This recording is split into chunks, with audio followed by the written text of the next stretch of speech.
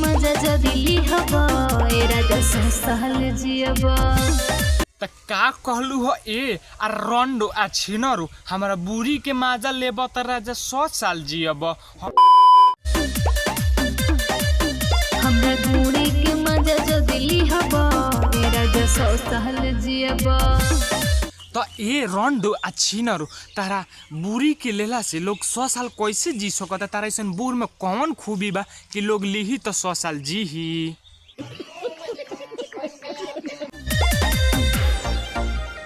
एकरा के चटला से मिलेला फायदा में। तो रे भोसड़ी बुरी चटला से का मिलेला हो? रहा हम अपना कैमरामैन से 1 मिनट में पूछ के बताओ तनी।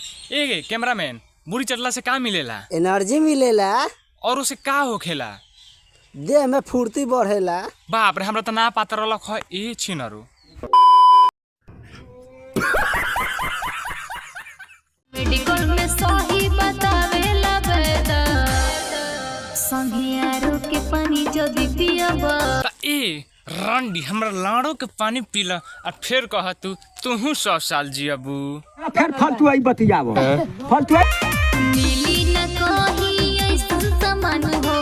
त काहे उ सामान कहीं और काहे ना मिली और तोहरे लगे मिली? जब तोहरे लगे मिला तो तू ही लोग के देत रह ना, काहे ला दूसरा के कहत तारू कि ऐसा सामान ना मिली? तोहरा लगे बात तो लिवाव। अच्छा खैते ही हो जाइब तू ता जवान हो। तो तू का कहलू हो कि खैते जवान हो जाम? ये करे जा तो हम जवान तो पहले ही से बानी। अगर नइखे विश्वास तो हेकरा नीचे कैमरा में देखा द, खोल के देखा दी का। ले लहैया के।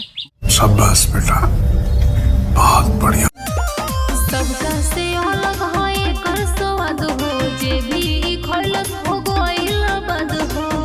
त का कहलू हो कि सबका से अलग बा स्वाद और हो गल लोग खा के आबाद। त ए रंडो आ छिनरू आ भोसड़ो आ चुदकड़ो हम कहतानी उ आबाद ना बर्बाद हो गल होई।